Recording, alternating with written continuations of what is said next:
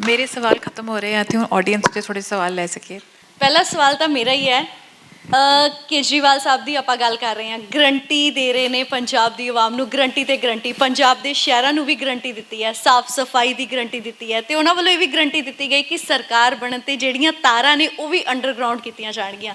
ਪਹਿਲਾਂ ਤਾਂ ਇਹੀ ਹੈ ਕਿ ਕੇਜਰੀਵਾਲ ਸਾਹਿਬ ਵੱਲੋਂ ਜਿਹੜੀਆਂ ਗਰੰਟੀਆਂ ਦਿੱਤੀਆਂ ਜਾ ਰਹੀਆਂ ਨੇ ਉਸ ਤੇ ਤੁਸੀਂ ਕੀ ਕਹੋਗੇ? ਪਹਿਲਾਂ ਤਾਂ ਭੈਣ ਜੀ ਗੱਲ ਸਮਝ ਲਓ ਕਿ ਉਹ ਦਿੱਲੀ ਦਾ ਮੁੱਖ ਮੰਤਰੀ ਹੈ, ਪੰਜਾਬ ਦਾ ਬਣਨੇ ਨੂੰ ਫਿਰਦਾ ਹੈ। ਕੋਈ ਗਰੰਟੀਆਂ ਬਹੁਤੀਆਂ ਤਾਂ ਉਹਦੀਆਂ ਲੈਪਸ ਹੋ ਗਈਆਂ ਕਿਉਂਕਿ ਸਾਰਾ ਕੁਝ ਅਸੀਂ ਕਰਤਾ। ਉਹਨੂੰ ਤਕਲੀਫ ਇਹ ਹੁੰਦੀ ਸੀ ਕਿ ਜਿਹੜਾ ਉਹਨੇ ਅਨਾਉਂਸ ਕਰਨ ਆਉਣਾ ਹੁੰਦਾ ਸੀ ਉਹ ਪਹਿਲਾਂ ਹੋਇਆ ਵਾ ਹੁੰਦਾ ਸੀ, ਜਾਂ ਤਾਂ ਰਸਤੇ 'ਚ ਮੁੜਨਾ ਪੈਂਦਾ ਸੀ ਜਾਂ ਘਰ ਪੇ ਗਰੰਟੀ ਕਾਰਡ ਲੈਪਸ ਹੋ ਗਏ। ਤੁਸੀਂ ਕਹਿੰਦੇ ਹੋ ਸਫਾਈ ਦੀ ਗਰੰਟੀ ਦਿੰਦਾ ਹੈ, ਮੈਂ ਕਹਿੰਦਾ ਵੀ ਦਿੱਲੀ ਤੇ ਵੜਦੇ ਸਾਰੇ ਇੱਧਰਲੇ ਪਾਸੇ ਜਿਹੜੇ ਐਡੇ ਵੱਡੇ ਢੇਰ ਗੰਦਗੀ ਦੇ ਲੱਗੇ ਹੋਏ ਪਹਿਲਾਂ ਉਹ ਸਾਫ਼ ਕਰਕੇ ਆ ਜਾਵੇ, ਫਿਰ ਸਾਨੂੰ ਇੱਥੇ ਦੀ ਗਰੰਟੀ ਦੇਵੇ। ਉਹ ਦਿੱਲੀ ਦੀਆਂ ਸਬਜ਼ੀ ਮਾਰਕੀਟਾਂ ਦੇ ਹੋਰ ਗੰਦਗੀ ਜਿਹੜੀ ਪਈ ਹੈ ਦਿੱਲੀ ਦੇ ਵਿੱਚ, ਨਵੀਂ ਦਿੱਲੀ 'ਚ ਆਪਾਂ ਜਾਂਦੇ ਸੋਹਣੀ ਲੱਗਦੀ ਹੈ ਕਿਉਂਕਿ ਉੱਥੇ ਬਾਹਰਲੇ ਦੇਸ਼ਾਂ ਦੇ ਦਫ਼ਤਰ ਹੈ, ਉੱਥੇ ਪ੍ਰਾਈਮ ਮਿਨਿਸਟਰ ਦਾ ਦਫ਼ਤਰ ਹੈ, ਉੱਥੇ ਹੋਰਾਂ ਦੇ ਦਫ਼ਤਰ ਹੈ। ਉਹਨੂੰ ਦਿੱਲੀ ਸਰਕਾਰ, ਕੇਂਦਰ ਸਰਕਾਰ ਦੀ ਜ਼ਿੰਮੇਵਾਰੀ ਸੋਹਣਾ ਰੱਖਣਾ, ਬਾਹਰ ਤੇ ਬੰਦਾ ਨਾ ਸਾਡਾ ਇੰਪਰੈਸ਼ਨ ਅੱਛਾ ਪਵੇ। ਬਾਕੀ ਆਲੇ ਦੁਆਲੇ ਦੀ ਦਿੱਲੀ ਦੇਖੋ, ਪੁਰਾਣੀ ਦਿੱਲੀ ਜਿੱਥੇ ਇਹਦਾ ਰਾਜ ਹੈ, ਗੰਦਗੀ ਦੇ ਢੇਰ ਹੈ ਉੱਥੇ। ਲੋਕ ਇਹਨੂੰ ਗਾਲਾਂ ਕੱਢਦੇ, ਪਾਣੀ ਆਉਂਦਾ ਹੀ ਨਹੀਂ ਹੈ, ਟੈਂਕੀਆਂ ਨਾਲ ਪਾਣੀ ਸਪਲਾਈ ਕਰਦੇ। ਟੈਂਕੀਆਂ ਨਾਲ ਪਾਣੀ ਕਿੱਥੇ ਸਪਲਾਈ ਹੋਇਆ ਕਰਦਾ ਜਿੱਥੇ ਪਾਣੀ ਦੀ ਸੁਵਿਧਾ ਨਾ ਹੋਵੇ। ਠੀਕ ਹੈ, ਇਹ ਟੈਂਕੀਆਂ ਨਾਲ ਕਰਦੇ। ਸਵਾਲ ਕੌਣ ਪੁੱਛਣਾ ਚਾਹੁੰਦਾ ਹੈ? ਸਤਿ ਸ਼੍ਰੀ ਅਕਾਲ ਸੀਐਮ ਸਾਹਿਬ। ਸਤਿ ਸ਼੍ਰੀ ਅਕਾਲ ਜੀ। ਤੁਸੀਂ ਗੱਲ ਕੀਤੀ ਨਵੇਂ ਪੰਜਾਬ ਦੀ, ਸੋਹਣੇ ਪੰਜਾਬ ਦੀ। ਅੱਜ ਵੀ ਪੰਜਾਬ ਵਿੱਚ ਤਕਰੀਬਨ 8% ਲੋਕ ਪਾਵਰਟੀ ਲਾਈਨ ਤੋਂ ਥੱਲੇ ਨੇ। ਜੇ ਪੰਜਾਬ ਦੇ ਲੋਕ ਤੁਹਾਨੂੰ ਦੁਬਾਰਾ ਪੰਜਾਬ ਦੀ ਸੇਵਾ ਕਰਨ ਦਾ ਮੌਕਾ ਦਿੰਦੇ ਹੈ ਤਾਂ ਤੁਸੀਂ ਉਹ ਲੋਕਾਂ ਲਈ ਕਿਹੜੀ ਓਪਰਚੁਨਿਟੀਜ਼ ਜਾਂ ਕਿਹੜੀਆਂ ਸਕੀਮਾਂ ਲੈ ਕੇ ਆਓਗੇ? ਇੱਕ ਮੇਰਾ ਤੁਹਾਡੇ ਕੋਲ ਸਵਾਲ ਹੈ। ਦੇਖੋ, ਜਿਸ ਦਿਨ ਮੈਂ ਬਣਿਆ ਹੀ ਸੀ, ਇੱਕ ਯੂਨੀਵਰਸਿਟੀ 'ਚ ਬੋਲਿਆ ਸੀ, ਮੈਂ ਉਸ ਦਿਨ ਵੀ ਕਿਹਾ ਸੀ ਕਿ ਆਟਾ ਦਾਲ ਦੇ ਨਾਲ ਗਰੀਬੀ ਨਹੀਂ ਚੱਕੀ ਜਾਣੀ। ਮੇਰੇ ਘਰ ਵਿੱਚ ਵੀ ਗਰੀਬੀ ਬਹੁਤ ਰਹੀ ਹੈ। ਗਰੀਬੀ ਚੱਕੀ ਜਾਣੀ ਹੈ ਪੜ੍ਹਾਈ ਦੇ ਨਾਲ। ਕੁਆਲਿਟੀ ਐਜੂਕੇਸ਼ਨ, ਐਜੂਕੇਸ਼ਨ ਇਕੱਲੀ ਨਹੀਂ, ਕੁਆਲਿਟੀ ਐਜੂਕੇਸ਼ਨ ਬੱਚੇ ਨੂੰ ਮਿਲੇਗੀ। ਪਰਿਵਾਰ ਦਾ ਬੱਚਾ ਪੜ੍ਹੇਗਾ, ਪਰਿਵਾਰ ਨੂੰ ਉੱਪਰ ਚੱਕ ਦੇਗਾ। ਸਭ ਤੋਂ ਜ਼ਿਆਦਾ ਜ਼ਰੂਰੀ ਗਰੀਬਾਂ ਨੂੰ ਮੁਫਤ ਪੜ੍ਹਾਈ, ਔਰ ਚੰਗੀ ਪੜ੍ਹਾਈ, ਐਵੇਂ ਰੱਦੀ ਪੜ੍ਹਾਈ ਨਹੀਂ। ਹੁਣ ਕਿਆ ਹੈ, ਦੋ ਸਮਾਜ ਤਿਆਰ ਹੋ ਰਹੇ। ਇੱਕ ਸਮਾਜ ਤਿਆਰ ਹੋ ਰਿਹਾ ਹੈ ਗੌਰਮੈਂਟ ਸਕੂਲਾਂ ਦੇ ਵਿੱਚ, ਇੱਕ ਸਮਾਜ ਤਿਆਰ ਹੋ ਰਿਹਾ ਹੈ ਪ੍ਰਾਈਵੇਟ ਸਕੂਲਾਂ ਦੇ ਵਿੱਚ। ਇੱਕ ਨੇ ਗਰੀਬ ਹੀ ਰਹਿਣਾ, ਇੱਕ ਅਮੀਰ ਹੋ ਰਿਹਾ। ਇਹਨਾਂ ਨੂੰ ਬਰਾਬਰਤਾ ਕਰਨੀ ਪੈਣੀ ਹੈ। ਸਰਕਾਰੀ ਸਕੂਲਾਂ ਵਿੱਚ ਵੀ ਉਹੀ ਪੜ੍ਹਾਈ ਮਿਲਣੀ ਚਾਹੀਦੀ ਹੈ ਜਿਹੜੀ ਪ੍ਰਾਈਵੇਟ ਸਕੂਲਾਂ 'ਚ ਮਿਲ ਰਹੀ। ਇਹ ਮੇਰਾ ਟੀਚਾ ਹੈ। 3 ਮਹੀਨੇ 'ਚ ਨਹੀਂ ਕਰ ਸਕਿਆ ਕਿਉਂਕਿ ਸੈਸ਼ਨ ਲੰਘ ਚੁੱਕਿਆ ਸੀ।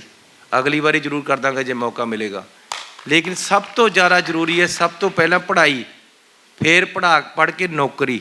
ਜਿਹੜੇ ਵਿਹਲੇ ਫਿਰ ਰਹੇ ਮੁੰਡੇ, ਨੌਕਰੀ ਨਹੀਂ ਤਾਂ ਰੁਜ਼ਗਾਰ, ਉਹਨਾਂ ਨੂੰ ਬਿਨਾਂ ਲੋਨ ਤੋਂ, ਬਿਨਾਂ ਵਿਆਜ ਤੋਂ ਲੋਨ ਦੇ ਕੇ, ਕਰਜ਼ਾ ਦੇ ਕੇ ਉਹਨਾਂ ਦੇ ਬਿਜ਼ਨਸ ਸੈੱਟ ਕਰਨੇ।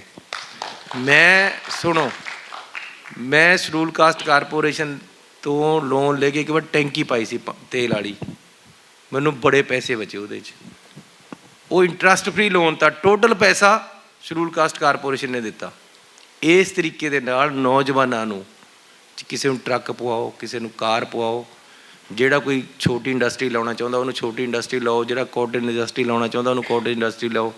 ਨੌਜਵਾਨ ਨੂੰ ਆਰੇ ਲਾਉਣਾ ਪੈਣਾ ਹੈ, ਕੰਮ ਦੇਣਾ ਪੈਣਾ ਹੈ, ਪੜ੍ਹਾਈ ਦੇਣੀ ਪੈਣੀ ਹੈ, ਫਿਰ ਤੁਹਾਡੀ ਗਰੀਬੀ ਚੱਕੀ ਜਾਏਗੀ। ਜੇ ਤੁਸੀਂ ਕਹੋ ਕਿ ਆਟਾ ਦਾਲ ਦੇ ਦਿਓ, 1000 ਰੁਪਈਆ ਦੇ ਦਿਓ ਪਰਿਵਾਰ ਨੂੰ, ਅਸੀਂ ਵੀ ਗੈਸ ਸਿਲੰਡਰ ਦੇ ਦਾਂਗੇ, ਲੇਕਿਨ ਇਹਨਾਂ ਚੀਜ਼ਾਂ ਦੇ ਨਾਲ ਗਰੀਬੀ ਦਾ ਕੋਈ ਵਾਸਤਾ ਨਹੀਂ ਹੈ। ਨਿਰਵਾਹ ਹੋ ਸਕਦਾ ਹੈ, ਗਰੀਬੀ ਚੱਕੀ ਨਹੀਂ ਜਾ ਸਕਦੀ। ਚੱਕਣ ਵਾਸਤੇ ਚੰਗੀ ਪੜ੍ਹਾਈ ਅਤੇ ਨਾਲ ਉਹਨੂੰ ਰੁਜ਼ਗਾਰ, ਇਹ 2 ਚੀਜ਼ਾਂ ਦੇਣੀਆਂ ਹਰ ਪਰਿਵਾਰ ਨੂੰ।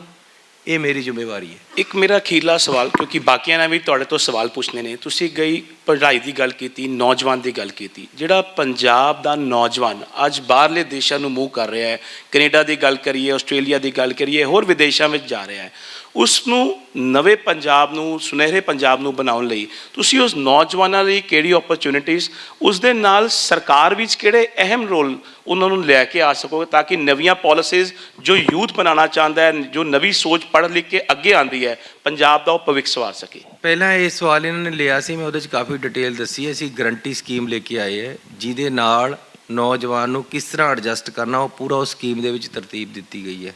ਸਟਾਰਟਅਪ ਕਿਸ ਤਰ੍ਹਾਂ ਯੂਨੀਵਰਸਿਟੀਆਂ ਸ਼ੁਰੂ ਕਰਨੇ, ਕਿਸ ਤਰ੍ਹਾਂ ਯੂਨੀਵਰਸਿਟੀ ਦੇ ਵਿੱਚ ਉਹਨੂੰ ਫੰਡਿੰਗ ਕਰਕੇ ਉਹਨੂੰ ਨਵੇਂ ਕੰਮ ਦੇ ਵਿੱਚ ਪਹਿਲਾਂ ਤੋਂ ਹੀ ਜੋੜਨਾ, ਇਹ ਪੂਰੀ ਇੱਕ ਪ੍ਰਪੋਜ਼ਲ ਤਿਆਰ ਕਰਕੇ ਇੱਕ ਗਰੰਟੀ ਕਾਨੂੰਨ ਅਸੀਂ ਆਪਣੇ ਪਿਛਲੇ ਦਿਨਾਂ 'ਚ ਆਖਰੀ ਦਿਨਾਂ 'ਚ ਪਾਸ ਕੀਤਾ ਹੈ। ਅਜੇ ਸਭ ਦੇ ਸਾਹਮਣੇ ਨਹੀਂ ਆਇਆ। ਉਹ ਬਹੁਤ ਹੀ ਜ਼ਬਰਦਸਤ ਚੀਜ਼ ਹੈ ਨੌਜਵਾਨ ਨੂੰ ਅੱਗੇ ਵਧਾਉਣ ਵਾਸਤੇ।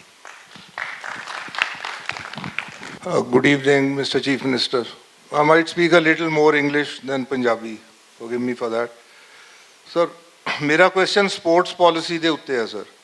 I as an individual मैं athletes ਨੂੰ help ਕਰ ਰਿਹਾ and I have been to director sports a number of times. ਕੋਈ ਮਦਦ ਨਹੀਂ ਹੋ ਰਹੀ। So to cut a long story short, I just want to point out that India's top 300-meter sprinters belong and train in the city of Jalandhar. India's number 1, number 2, number 3 ਇੱਕ city ਤੋਂ ਇੱਕ coach ਥੱਲੇ ਹੈ ਤੇ ਸਾਨੂੰ ਸਰਕਾਰ ਵੱਲੋਂ ਕੋਈ ਮਦਦ ਨਹੀਂ ਹੋ ਰਹੀ ਜੀ। I as a private citizen, I am helping them. I've got a bunch of friends, we are helping. ਤੇ I'm sorry to say ਬੜੇ ਐਪਲੀਕੇਸ਼ਨਾਂ, ਬੜੀਆਂ request director sports, but like all bureaucrats who have one good day in life and become IAS, PCS, they don't give a damn for us. Thank you. ਅਸੀਂ 3 ਮਹੀਨੇ ਦੇ ਵਿੱਚ ਪ੍ਰਗਟ ਸਿੰਘ ਨੂੰ ਨਾਲ ਲੈ ਕੇ ਆਏ ਸੀ ਸਪੋਰਟਸ ਮਿਨਿਸਟਰ। ਟਾਈਮ ਬਹੁਤ ਘੱਟ ਹੋਣ ਕਰਕੇ ਅਸੀਂ ਇੱਕ ਪਾਲਿਸੀ ਤਿਆਰ ਕੀਤੀ ਹੈ, ਉਹਦੀ ਇੰਪਲੀਮੈਂਟੇਸ਼ਨ ਹੋਣੀ ਹੈ। ਹਰ ਬਲਾਕ ਦੇ ਵਿੱਚ ਇੱਕ ਸਟੇਡੀਅਮ ਬਣਾ ਕੇ ਉੱਥੇ ਕੋਚ ਰੱਖ ਕੇ ਅਸੀਂ 17 ਗੇਮਾਂ ਸਿਲੈਕਟ ਕੀਤੀਆਂ ਜਿਹੜੀਆਂ ਦੇ ਕੋਚ ਰੱਖਣੇ ਆ, ਜਿਹੜੇ ਕਿ ਜ਼ਿਆਦਾਤਰ ਪੰਜਾਬ ਦੇ ਵਿੱਚ ਖੇਡੀਆਂ ਜਾਂਦੀਆਂ, ਜਿਹਦੇ ਵਿੱਚ ਪੰਜਾਬ ਦਾ ਜ਼ਿਆਦਾ ਰੁਝਾਨ ਹੈ ਬੱਚਿਆਂ ਦਾ, ਜਿਹੜੇ ਪੰਜਾਬ ਦੇ ਬੱਚੇ ਅੱਗੇ ਵੱਧ ਸਕਦੇ ਇਹਨਾਂ ਗੇਮਾਂ ਦੇ ਵਿੱਚ। 17 ਤਰ੍ਹਾਂ ਦੀਆਂ ਗੇਮਾਂ ਸਿਲੈਕਟ ਕੀਤੀਆਂ ਅਤੇ ਹਰ ਬਲਾਕ ਦੇ ਵਿੱਚ ਇੱਕ ਸਟੇਡੀਅਮ ਤੈਅ ਕੀਤਾ ਹੈ। ਬਹੁਤ ਸਾਰੇ ਆਪ ਸ਼ੁਰੂ ਵੀ ਕਰਤੇ ਸੀ, ਲੇਕਿਨ ਇਹਦੇ ਵਾਸਤੇ ਟਾਈਮ ਲੱਗਣਾ। ਖਾਸ ਤੌਰ 'ਤੇ ਜਦ ਤੱਕ ਬੱਚਾ ਖੇਡਦਾ ਨਹੀਂ ਹੈ, ਮੈਂ ਤਾਂ ਇਹ ਆਪਣੇ ਬਚਪਨ ਤੋਂ ਸਿੱਖਿਆ, ਇਕੱਲਾ ਬੁੱਕ ਵਾਰਮ ਬਣ ਕੇ ਨਹੀਂ ਹੈ, ਕਿਤਾਬੀ ਕੀੜੇ ਨਾਲ ਕੱਲ ਨਹੀਂ ਚੱਲਣੀ। ਨਾਲ ਨਾਲ ਖੇਡਾਂ ਜ਼ਰੂਰੀ ਹੈ, ਨਾਲ ਨਾਲ ਕਲਚਰਲ ਐਕਟੀਵਿਟੀ ਜ਼ਰੂਰੀ ਹੈ। ਮੈਂ ਤਾਂ ਜਦ ਪੜ੍ਹਦਾ ਸੀ ਤਾਂ ਕਲਚਰ ਐਕਟੀਵਿਟੀਜ਼ ਦੇ ਵਿੱਚ ਵੀ ਹਿੱਸਾ ਲੈਂਦਾ ਸੀ, ਭੰਗੜਾ ਪਾਉਂਦਾ ਸੀ, ਇਲੈਕਸ਼ਨ ਵੀ ਲੜਦਾ ਸੀ। ਮੈਂ NCC ਦਾ ਕੈਡਟ ਵੀ ਸੀਗਾ, NCC ਵੀ ਕੀਤੀ ਹੈ, ਮੇਰੇ ਪਾਸ ਸਰਟੀਫਿਕੇਟ ਹੈ। ਕਈ ਵਾਰ ਭਗਵੰਤ ਮਾਨ ਨੂੰ ਨਹੀਂ ਕਹਿ ਦਿੰਦੇ ਕਿਆ ਕਿਆ ਕਰਦਾ ਸੀ, ਮੇਰੇ ਪਾਸ ਸਰਟੀਫਿਕੇਟ ਹੈ ਦਿਖਾਉਣ ਨੂੰ। ਭੰਗੜੇ ਦੇ ਸਰਟੀਫਿਕੇਟ ਹੈਗੇ ਹੈ, ਪਾ ਵੀ ਲੈਂਦਾ। ਮੇਰੇ ਪਾਸ 3 ਵਾਰ ਮੈਂ ਗੋਲਡ ਮੈਡਲ ਜਿੱਤਿਆ ਹੈਂਡਬਾਲ ਦੇ ਵਿੱਚ, ਇੰਟਰਵਰਸਿਟੀ ਨੈਸ਼ਨਲ ਮੈਂ ਖੇਡਿਆ। ਉਸ ਤੋਂ ਬਾਅਦ ਮੇਰੇ ਮੋਢਾ ਗਿਰ ਗਿਆ ਸੀ। ਹਰ ਬੱਚੇ ਨੂੰ ਹਰ ਐਕਟੀਵਿਟੀ ਦੇ ਵਿੱਚ ਹਿੱਸਾ ਲੈਣਾ ਚਾਹੀਦਾ ਹੈ। ਜਦ ਕੋਈ ਸਟੇਜ ਚੱਲ ਰਹੀ ਹੈ ਸਕੂਲ ਦੇ ਵਿੱਚ, ਕਾਲਜ ਦੇ ਵਿੱਚ, ਤਾਂ ਬੱਚੇ ਨੂੰ ਇਹ ਸੋਚਣਾ ਚਾਹੀਦਾ ਕਿ ਮੈਂ ਸਟੇਜ ਪਰ ਕਿਉਂ ਨਹੀਂ ਹੈ। ਗੇਮਾਂ ਚੱਲ ਰਹੀਆਂ ਤਾਂ ਮੈਂ ਗੇਮ ਦੇ ਵਿੱਚ ਕਿਉਂ ਨਹੀਂ ਹੈ। ਇਲੈਕਸ਼ਨ ਹੋ ਰਿਹਾ ਤਾਂ ਮੈਂ ਕਿਉਂ ਪਾਰਟਿਸਿਪੇਟ ਨਹੀਂ ਕਰ ਰਿਹਾ। ਸੋ ਤੁਹਾਡਾ ਬੜਾ ਅੱਛਾ ਕੁਐਸਚਨ ਹੈ। ਬਹੁਤ ਜ਼ਰੂਰੀ ਹੈ ਖੇਡਾਂ ਨੂੰ ਪ੍ਰਫੁੱਲਤ ਕਰਨਾ ਪੰਜਾਬ ਦੇ ਵਿੱਚ। ਉਹਦੇ ਨਾਲ ਨਸ਼ਿਆਂ ਤੋਂ ਆਪਣੇ ਆਪ ਬੱਚਾ ਦੂਰ ਹੋ ਜਾਣਾ। ਜਿਹੜਾ ਬੱਚਾ ਗਰਾਊਂਡ ਜਾਣ ਲੱਗ ਜਾਂਦਾ ਹੈ, ਮੈਂ ਗਰਾਊਂਡ 'ਚ ਜਾਂਦਾ ਸੀ, ਨਸ਼ਾ ਕਦੇ ਨਹੀਂ ਕੀਤਾ, ਉਹ ਨਸ਼ਿਆਂ ਤੋਂ ਪਿੱਛੇ ਹਟ ਜਾਂਦਾ ਹੈ ਕਿਉਂਕਿ ਉਹ ਆਪਣੇ ਸਰੀਰ ਵੱਲ ਦੇਖਣ ਲੱਗ ਜਾਂਦਾ ਹੈ। ਉਹ ਫਿਰ ਕੰਧਾਂ ਨਾਲ ਤਾਂ ਟੱਕਰਾਂ ਮਾਰਦਾ ਕਿ ਮੈਂ ਤਕੜਾ ਹੋ ਗਿਆ, ਮੁੱਕੇ ਮਾਰ ਮਾਰ ਕੇ ਦੇਖਦਾ ਕੰਧ ਪਰ, ਲੇਕਿਨ ਉਹ ਨਸ਼ਾ ਨਹੀਂ ਕਰੇਗਾ। ਇਸ ਕਰਕੇ ਖੇਡਾਂ ਬਹੁਤ ਜ਼ਰੂਰੀ ਹੈ। ਮੈਂ ਤੁਹਾਡੇ ਨਾਲ ਬਿਲਕੁਲ ਸਹਿਮਤ ਹਾਂ। ਪਰਮਾਤਮਾ ਨੇ ਮੌਕਾ ਦਿੱਤਾ ਅਗਲੀ ਸਰਕਾਰ ਦੇ ਵਿੱਚ ਸਾਨੂੰ, ਤਾਂ ਅਸੀਂ ਜ਼ਰੂਰ ਇਹ ਮਸਲਾ ਸੈੱਟ ਕਰਾਂਗੇ। ਇਹ ਸਿਰਫ ਭਗਵੰਤ ਮਾਨ ਨਹੀਂ ਕਹਿੰਦੇ, ਕਾਫੀ ਲੋਕ ਕਹਿੰਦੇ ਕਿ ਚਰਨਜੀਤ ਚੰਨੀ ਨੇ ਸਭ ਕੁਝ ਹੀ ਕੀਤਾ, ਮੈਂ ਵੀ ਕੀਤਾ, ਮੈਂ ਉਹ ਵੀ ਕੀਤਾ। ਕੁਝ ਇਹੋ ਜਿਹੀ ਚੀਜ਼ ਆਈ ਥਿੰਕ ਸਵਾਲ ਹੁਣ ਸੌਖਾ ਹੋਇਆ ਹੋਏਗਾ ਕਿ ਕਿਹੜੀ ਚੀਜ਼ ਨਹੀਂ ਕੀਤੀ। ਸ਼ਰਾਬ ਨਹੀਂ ਪੀਤੀ ਕਦੇ।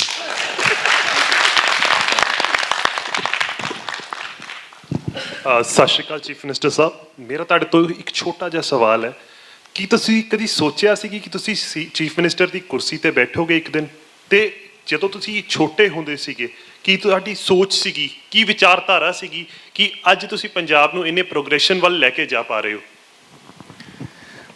ਜਦ ਮੈਂ 10ਵੀਂ ਪਾਸ ਕਰਕੇ ਹਟ ਰਿਹਾ ਸੀ ਤਾਂ ਮੈਨੂੰ ਇੱਕ ਮੇਰੇ ਦੋਸਤ ਦੇ ਮੈਂ ਘਰ ਗਿਆ ਸੀ, ਉੱਥੇ ਮੈਨੂੰ ਸਵਾਲ ਪੁੱਛਿਆ ਗਿਆ ਸੀ, ਬਾਹਰ ਅਸੀਂ ਖੜੇ ਸੀ ਘਰ ਤੋਂ ਬਾਹਰ, ਕਿ ਤੂੰ ਕਿਹੜੀ ਨੌਕਰੀ ਕਰਨੀ ਹੈ, ਇੱਕ ਬੰਦੇ ਨੇ ਪੁੱਛ ਲਿਆ। ਮੈਂ ਉਹਨੂੰ ਉਸ ਟਾਈਮ ਇਹ ਕਹਿਤਾ ਸੀ ਕਿ ਮੈਂ ਨੌਕਰੀ ਕਦੇ ਨਹੀਂ ਕਰਨੀ। ਇਹ ਬਚਪਨ ਦੀ ਗੱਲ ਦੱਸ ਰਿਹਾ। ਹਰ ਕਿਸੇ ਦੀ ਆਪਣੀ ਆਪਣੀ ਸੋਚ ਹੁੰਦੀ। ਕੋਈ ਸਰਕਾਰੀ ਨੌਕਰੀ ਕਰਨਾ ਚਾਹੁੰਦਾ ਹੈ। ਆਮ ਤੌਰ 'ਤੇ ਜਿਹੜਾ ਸਰਕਾਰੀ ਮੁਲਾਜ਼ਮ ਹੈ ਉਹਦਾ ਮੁੰਡਾ ਕਹਿੰਦਾ ਸਰਕਾਰੀ ਨੌਕਰੀ ਕਰਨੀ, ਵਕੀਲ ਦਾ ਮੁੰਡਾ ਵਕੀਲ ਬਣ ਜਾਂਦਾ, ਡਾਕਟਰ ਦਾ ਮੁੰਡਾ ਡਾਕਟਰ ਬਣ ਜਾਂਦਾ। ਪਰ ਮੇਰੀ ਇਹ ਬਚਪਨ ਤੋਂ ਸੋਚ ਰਹੀ ਹੈ ਕਿ ਮੈਂ ਨੌਕਰੀ ਨਹੀਂ ਕਰਨੀ। ਜ਼ਰੂਰੀ ਥੋੜ੍ਹੇ ਯਾਰ ਕਿਸੇ ਦੇ ਨੌਕਰ ਬਣਨਾ।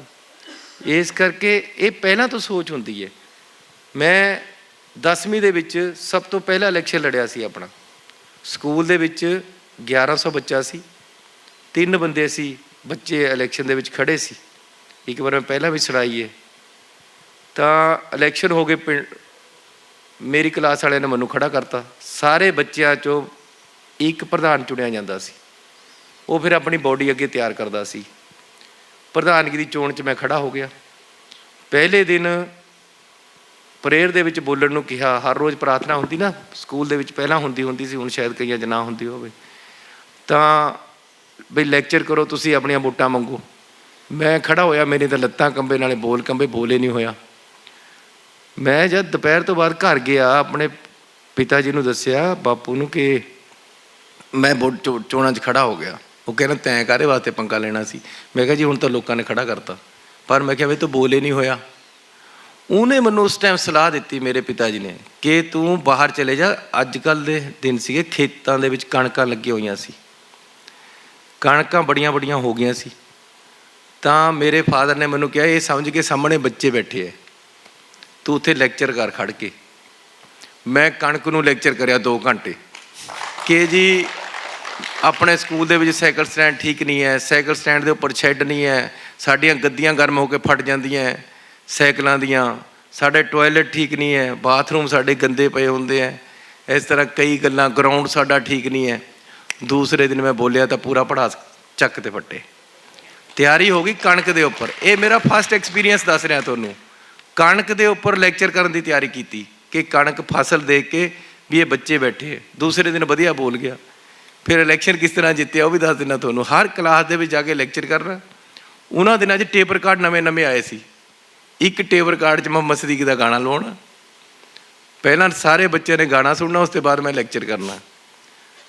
ਜਿੱਤਿਆ ਇਸ ਕਰਕੇ ਕਿ ਮੈਂ ਸਪੋਰਟਸ ਵਿੱਚ ਵੀ ਸੀ, ਕਾਲਜ ਦੀ ਟੀਮ ਦੇ ਵਿੱਚ ਸੀ। ਉਹਨਾਂ ਦਿਨਾਂ 'ਚ ਮੈਂ ਫੁੱਟਬਾਲ ਖੇਡਦਾ ਸੀ ਛੋਟਾ ਹੁੰਦਾ, ਹੈਂਡਬਾਲ ਪਿੰਡ ਸਕੂਲ 'ਚ ਨਹੀਂ ਸੀ। ਫੁੱਟਬਾਲ ਵਾਲਿਆਂ ਨੇ, ਗਰਾਊਂਡ ਵਾਲਿਆਂ ਨੇ ਮੈਨੂੰ ਵੋਟ ਪਾਤੀ, ਕਿਉਂਕਿ ਸ਼ਾਮ ਨੂੰ ਮੈਂ ਖੇਡਣ ਜਾਂਦਾ ਸੀ, ਸਕੂਲ ਤੋਂ ਬਾਅਦ ਖੇਡਦੇ ਸੀ। NCC ਵਿੱਚ ਵੀ ਸੀ, ਸਾਰੇ NCC ਵਾਲਿਆਂ ਨੇ ਵੋਟ ਪਾਤੀ। ਮੈਂ ਭੰਗੜੇ ਦੀ ਟੀਮ ਵਿੱਚ ਵੀ ਸੀ, ਸਾਰੇ ਕਲਚਰ ਐਕਟੀਵਿਟੀ ਵਾਲਿਆਂ ਨੇ ਵੋਟ ਪਾਤੀ। ਇਸੇ ਕਰਕੇ ਕਹਿਣਾ ਮੈਂ ਕਿ ਹਰ ਕੰਮ ਕਰਨਾ ਜ਼ਰੂਰੀ ਹੁੰਦਾ ਹੈ। ਇਸ ਤਰੀਕੇ ਦੇ ਨਾਲ ਮੈਂ ਹਰ ਕੰਮ ਦਾ, ਇਸ ਕਰਕੇ ਮੈਨੂੰ ਜਾਂਚ ਹੈ, ਕਿਉਂਕਿ ਮੈਂ ਇਹ ਕੰਮ ਸਾਰੇ ਕਰਦਾ ਰਿਹਾ। ਇਸ ਤਰੀਕੇ ਦੇ ਨਾਲ ਮੇਰੀ ਰਾਜਨੀਤੀ ਸ਼ੁਰੂ ਹੋਈ ਹੈ। ਬਹੁਤ ਧੰਨਵਾਦ। CM ਸਾਹਿਬ, ਬਿਲਕੁਲ ਮੈਂ ਮੰਨਣਾ, ਜੋ ਤੁਹਾਡੇ 3 ਮਹੀਨੇ ਰਹੇ, ਇੰਨਾ ਐਕਟਿਵ CM ਪੰਜਾਬ ਨੇ ਔਰ ਐਸਾ ਆਲਰਾਊਂਡਰ CM ਕਿੱਥੇ ਨਹੀਂ ਦੇਖਿਆ। ਔਰ ਮੈਨੂੰ ਪੂਰੀ ਉਮੀਦ ਹੈ ਤੁਸੀਂ ਵਾਪਸ ਆ ਰਹੇ ਹੋ। ਸੋ ਉਸ ਉਮੀਦ ਨੂੰ ਦੇਖਦੇ ਹੋਏ ਮੈਂ ਤੁਹਾਡੇ ਕੋਲ ਨਾ 2 ਤੁਹਾਡੇ ਕਲੀਅਰ ਤੁਹਾਡੇ ਵਿਊਜ਼ ਜਾਣਨਾ ਚਾਹੁੰਦਾ। ਮੈਂ ਉਮੀਦ ਕਰਨਾ ਅਗਲੇ 5 ਸਾਲ ਲਈ ਤੁਸੀਂ CM ਬਣ ਰਹੇ ਹੋ। ਪਹਿਲਾ ਪੰਜਾਬ ਦੇ ਐਗਰੀਕਲਚਰ ਬਾਰੇ ਹੈ। ਇਹਨਾਂ ਨੇ ਹੁਣੇ ਸਪੋਰਟਸ ਦੀ ਗੱਲ ਕੀਤੀ। ਪੰਜਾਬੀ ਆਪਣੇ ਅਮਰੀਕਾ, ਕੈਨੇਡਾ, ਈਵਨ ਅਫਰੀਕਾ ਜਾ ਕੇ ਫਾਰਮਿੰਗ ਸੰਭਾਲ ਰਹੇ ਨੇ, ਕਿਉਂਕਿ ਉਹ they find that Indian agriculture is no longer mentally stimulating. Land ceiling ਹੈ 17 ਕਿੱਲੇ 18 ਕਿੱਲਿਆਂ ਵਾਲੀ, ਜਾਂ ਬੰਜਰ ਬਣਾਉਣੀ ਆਪਾਂ ਜੋ ਜ਼ਮੀਨ 'ਤੇ, ਜਿੰਦੇ 'ਤੇ ਤੁਸੀਂ ਇੱਕ ਨੋਟੀਫਿਕੇਸ਼ਨ ਕੱਢੀ, ਪਰ ਫੋਰਚੂਨੇਟਲੀ 2 ਦਿਨਾਂ 'ਚ ਵਾਪਸ ਵੀ ਲੈ ਲਈ। ਨੰਬਰ 1, ਜੋ ਤੁਸੀਂ ਹੁਣ ਅੱਗੇ 5 ਸਾਲ ਹੋ ਗਏ, ਤੁਹਾਡਾ ਉਹਦੇ ਬਾਰੇ ਕੀ ਵਿਊਜ਼ ਹੋਣਗੇ? ਸੈਕੰਡਲੀ, ਤੁਸੀਂ ਜਗ੍ਹਾ ਜਗ੍ਹਾ ਜੈਂਡਰ ਇਕੁਐਲਿਟੀ ਬਾਰੇ ਗੱਲ ਕਰਦੇ ਹੋ, ਮਾਵਾਂ ਭੈਣਾਂ ਬਾਰੇ ਗੱਲ ਕਰਦੇ ਹੋ, ਜੋ ਕਿ ਬਹੁਤ ਅੱਛਾ ਹੈ।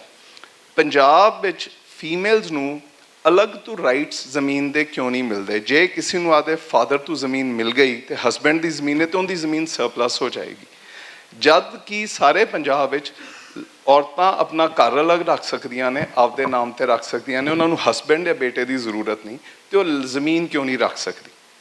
ਜਿੱਦਾਂ ਹੀ ਉਹਨੂੰ ਜ਼ਮੀਨ ਪਿੱਛੋਂ ਫੈਮਿਲੀ ਤੋਂ ਆਈ, ਉਹਦੇ ਹਸਬੈਂਡ ਵਾਲੀ ਜ਼ਮੀਨ ਜਾਂ ਉਹਦੀ ਸਰਪਲਸ ਹੋ ਜਾਏਗੀ। ਸੋ ਪਹਿਲਾ ਇਸ 'ਤੇ ਬੈਕ ਫਿਊਚਰ CM ਤੋਂ ਕਲੀਅਰ ਤੁਹਾਡੇ ਕੋਲ ਡਾਇਰੈਕਸ਼ਨ, ਤੁਹਾਡਾ ਵਿਊ ਮੰਗਣਾ 1। ਦੂਸਰਾ, ਤੁਸੀਂ ਬੜੇ ਅੱਛੀ 2-3 ਵਾਰੀ ਚੀਜ਼ਾਂ ਕੋਟ ਕੀਤੀਆਂ ਔਰ ਆਪਾਂ ਵੀ ਰੋਜ਼ ਪਵਨ ਗੁਰੂ ਪਾਣੀ ਪਿਤਾ ਮਾਤਾ ਧਰਤ ਮਾਤ ਰੋਜ਼ ਕਹਿੰਦੇ ਹਾਂ, ਪਰ ਆਪਾਂ ਸਾਰੇ ਪੰਜਾਬੀ ਆਪਣੇ ਸਿਰਫ 3% ਐਸਟੀਪੀ ਚੱਲਦੇ ਨੇ ਸਾਰੇ ਪੰਜਾਬ ਵਿੱਚ। ਸਿੱਧੂ ਸਾਹਿਬ ਹੀ ਲੋਕਲ ਬਾਡੀ ਦੇ ਮਿਨਿਸਟਰ ਵੀ ਰਹੇ ਨੇ। ਸਾਰੀਆਂ ਪੰਚਾਇਤਾਂ ਗੰਦਾ ਪਾਣੀ ਸੇਮ ਨਾਲਿਆਂ 'ਚ ਪਾਉਂਦੀਆਂ ਨੇ ਔਰ ਉਹੀ ਸੇਮ ਨਾਲੇ ਸਾਰੇ ਮਾਲਵਾ 'ਚ ਚਲੇ ਜਾਂਦੇ ਨੇ ਕਿਉਂਕਿ ਢਲਾਨ ਉੱਧਰ ਹੈ। ਸੋ ਆਪਾਂ ਨੂੰ ਪੰਜਾਬ ਨੂੰ ਸਿਰਫ ਆਪਣਾ ਪਾਣੀ ਆਪਾਂ ਬਿਲਕੁਲ ਉਹਨੂੰ ਸਾਫ਼ ਨਹੀਂ ਕਰਦੇ। ਮੇਰਾ ਪਰਸਨਲੀ ਪੰਜਾਬ ਦੇ ਪਾਣੀ ਤੇ ਐਨਜੀਟੀ 'ਚ ਕੇਸ ਹੈ ਜਿੰਦੇ ਸੰਤ ਸੀਚੇਵਾਲ ਵੀ ਨਾਲ ਕੰਮ ਕਰਦੇ ਨੇ। ਸੋ ਦੂਸਰਾ ਮੇਰਾ ਤੁਹਾਡੇ ਤੇ ਪਹਿਲੀ ਡਾਇਰੈਕਸ਼ਨ ਮੈਂ ਤੁਹਾਡੇ ਕੋਲ ਚਾਹਾਂਗਾ ਲੈਂਡ ਸੀਲਿੰਗ ਬਾਰੇ ਤੇ ਔਰਤਾਂ ਦੇ ਰਾਈਟਸ ਖਾਸ ਤੌਰ ਤੇ। ਦੂਸਰਾ ਪੰਜਾਬ ਦੇ ਪਾਣੀ ਬਾਰੇ ਤੁਹਾਡਾ ਕਲੀਅਰ ਕੱਟ ਕੀ ਵਿਊ ਹੈ। ਆਪਾਂ ਨੂੰ ਬਾਹਰਲਾ ਪਾਣੀ ਨਹੀਂ ਚਾਹੀਦਾ ਪਰ ਆਪਾਂ ਆਪਦੇ ਪਾਣੀ ਨੂੰ ਗੰਦਾ ਨਾ ਫਰਦਰ ਕਰੀਏ। ਤੁਸੀਂ ਉਹਦੇ ਬਾਰੇ ਕੀ ਐਕਸ਼ਨ ਲਓਗੇ? Thank you. ਖੇਤੀ ਬਾਰੇ ਚ ਇਹਨਾਂ ਦੇ ਕੁਐਸਚਨ ਚ ਮੈਂ ਕਾਫੀ ਕੁਝ ਦੱਸ ਚੁੱਕਿਆ ਹੈ, ਉਹ ਤੁਸੀਂ ਸੁਣਿਆ ਹੋਵੇਗਾ। ਦੂਸਰਾ, ਔਰਤਾਂ ਨੂੰ ਬਰਾਬਰ ਦੇ ਹੱਕ ਚਾਹੀਦੇ ਹੈ। ਮੈਂ ਇਸ ਦਾ ਹਮੇਸ਼ਾ ਹੀ ਹਾਮੀ ਹੈ ਤੇ ਅੱਗੇ ਨੂੰ ਵੀ ਹਾਮੀ ਰਹਾਂਗਾ। ਤੁਸੀਂ ਬੜਾ ਅੱਛਾ ਪੁਆਇੰਟ ਦਿੱਤਾ, ਇਹ ਅੱਜ ਤੱਕ ਮੇਰੀ ਨੌਲੇਜ 'ਚ ਨਹੀਂ ਆਇਆ ਸੀ, ਇਹ ਮੇਰੇ ਵਾਸਤੇ ਇੱਕ ਨਵੀਂ ਗੱਲ ਹੋ ਗਈ। ਲੇਕਿਨ ਮੈਂ ਤੁਹਾਡੇ ਨਾਲ ਸਹਿਮਤ ਜ਼ਰੂਰ ਹੈ, ਜਿਸ ਤਰ੍ਹਾਂ ਤੁਸੀਂ ਚਾਹੁੰਦੇ ਉਸ ਤਰ੍ਹਾਂ ਹੀ ਹੋਣਾ ਚਾਹੀਦਾ। ਤੇ ਅਸੀਂ ਔਰਤਾਂ ਲਈ ਇਹ ਲੜਾਈ ਲੜਾਂਗੇ। ਓਪੋਜੀਸ਼ਨ 'ਚ ਹੋ ਗਏ ਤਾਂ ਲੜਾਈ ਲੜਾਂਗੇ, ਪਾਵਰ 'ਚ ਆ ਗਏ ਤਾਂ ਕਰ ਦੇਵਾਂਗੇ ਜ਼ਰੂਰ। ਅਗਲਾ, ਪਾਣੀ ਮੇਰੇ ਇਲਾਕੇ ਨੂੰ ਵੀ ਮਾਰ ਕਰ ਰਿਹਾ, ਖਰੜ ਦਾ ਪਾਣੀ ਜਾ ਕੇ ਸਾਡੇ ਪਿੰਡਾਂ ਨੂੰ ਮਾਰ ਕਰ ਰਿਹਾ। ਇਹਦੇ ਵਾਸਤੇ STPR ਸਹੀ ਇਹਦਾ ਇੰਤਜ਼ਾਮ, ਜਿਸ ਤਰ੍ਹਾਂ ਤੁਸੀਂ ਕਿਹਾ, ਗੁਰੂ ਨਾਨਕ ਸਾਹਿਬ ਨੇ ਕਿਹਾ ਕਿ ਪਾਣੀ ਪੀਤਾ ਮਾਤਾ ਧਰਤ ਮਹਤ, ਦਿਵਸ ਰਾਤ ਤੇ ਦਾਈ ਦਾਇਆ ਖੇਲੇ ਸਗਲ ਜਗਤ। ਉਹ ਪਾਣੀ ਦੀ ਕੇਅਰ ਕਰਨੀ, ਪਹਿਲਾਂ ਪਾਣੀ ਜੀਓ ਹੈ, ਜਿੱਤ ਹਰਿਆ ਸੰਸਾਰ, ਉਹ ਬੜਾ ਜ਼ਰੂਰੀ ਹੈ। ਇਸ ਕਰਕੇ ਪਾਣੀ ਦੀ ਸਫਾਈ ਵਾਸਤੇ ਬਹੁਤ ਜ਼ਰੂਰੀ ਹੈ ਔਰ ਅਸੀਂ ਇਹਦੇ ਵਾਸਤੇ ਸਹੀ ਕਦਮ ਉਠਾਵਾਂਗੇ। ਬਹੁਤ ਧੰਨਵਾਦ। ਮੈਂ ਪਰ ਤੋਂ ਗਾਈਡੈਂਸ ਲਵਾਂਗਾ, ਬਾਅਦ ਦੇ ਵਿੱਚ ਤੁਹਾਨੂੰ ਯਾਦ ਰੱਖਾਂਗਾ। ਸਤਿ ਸ਼੍ਰੀ ਅਕਾਲ ਚੰਨੀ ਸਾਹਿਬ, ਬਹੁਤ ਚੰਗਾ ਲੱਗਿਆ ਸੁਣ ਕੇ ਕਿ ਤੁਸੀਂ ਇੰਨੇ ਐਜੂਕੇਟਿਡ ਹੋ, ਸਾਨੂੰ ਪਤਾ ਨਹੀਂ ਸੀਗਾ, ਬਹੁਤ ਚੰਗਾ ਲੱਗਿਆ। ਤੇ ਮੇਰਾ ਬਹੁਤ ਕੁਝ ਲੋਕਾਂ ਨੂੰ ਪਤਾ ਨਹੀਂ ਸੀ, ਹਾਂਜੀ। ਤਾਂ ਹੀ ਉਹ ਤਕਲੀਫ ਹਾਂਜੀ, ਹਾਂਜੀ। ਮੰਨਦੇ ਵੀ ਇਹ ਧਾਰਾਂ ਵਿੱਚ ਹੋ ਲੈਂਦਾ ਹੈ, ਇਹ ਮੰਜੇ ਵੀ ਬੁਣ ਲੈਂਦਾ ਹੈ, ਇਹਨੇ ਰਿਕਸ਼ਾ ਵੀ ਚਲਾਇਆ ਹੋਇਆ ਹੈ ਤੇ ਨਾਲ ਉਹ PhD ਵੀ ਕਰ ਰਿਹਾ ਹੈ। ਇਹ ਜਿਸ ਦਿਨ ਉਹਨਾਂ ਨੂੰ ਪਤਾ ਲੱਗਣਾ ਯਾਰ ਇਹ PhD ਵੀ ਕਰ ਰਿਹਾ ਤਾਂ ਤਕਲੀਫ ਹੋ ਜਾਣੀ। ਤੁਹਾਡੇ ਵਿਚਾਰ ਬਹੁਤ ਸੁਣ ਕੇ ਬਹੁਤ ਸੰਤੁਸ਼ਟੀ ਹੋਈ। ਅਸੀਂ ਸਾਰੇ ਇਹੀ ਵਿਚਾਰ ਮਤਲਬ ਵਿਸ਼ ਕਰਦੇ ਕਿ ਤੁਸੀਂ ਹੀ CM ਬਣ ਕੇ ਆਓ। ਜੇ 1% ਤੁਸੀਂ CM ਬਣ ਕੇ ਨਹੀਂ ਆਉਂਦੇ ਤੇ ਇਜ਼ ਇਟ ਪੋਸੀਬਲ ਕਿ ਤੁਸੀਂ ਬੈਕ ਸੀਟ ਰਹਿ ਕੇ ਪੰਜਾਬ ਜਿਹੜੀ ਬਰਬਾਦੀ ਦੀ ਤਰਫ ਜਾ ਰਿਹਾ ਉਹਨੂੰ ਬਾਹਰ ਲੈ ਕੇ ਆਓ? ਦੇਖੋ, 100 ਬੰਦਾ ਬੈਠਾ ਨਹੀਂ, ਤੁਸੀਂ ਇਕੱਲੇ 1% ਤੋਂ ਜ਼ਿਆਦਾ ਹੋ। ਇਹ 1% ਵੀ ਚੱਕ ਦੋ ਹੁਣੇ ਗੱਲ ਨੂੰ ਵਿੱਚ 100% ਹੀ ਕਰੋ। ਪਾਰਟੀ ਦੀ ਸਰਕਾਰ ਆ ਗਈ ਤਾਂ ਮੈਂ ਪਾਰਟੀ ਦੇ ਨਾਲ ਲੱਗ ਕੇ ਹਰ ਮਸਲੇ ਦਾ ਅਸੀਂ ਹੱਲ ਕਰਨ ਜਾਣਦੇ ਹਾਂ ਔਰ ਕਰਾਂਗੇ। ਬਹੁਤ ਧੰਨਵਾਦ ਤੁਹਾਡਾ ਸਾਰਿਆਂ ਦਾ।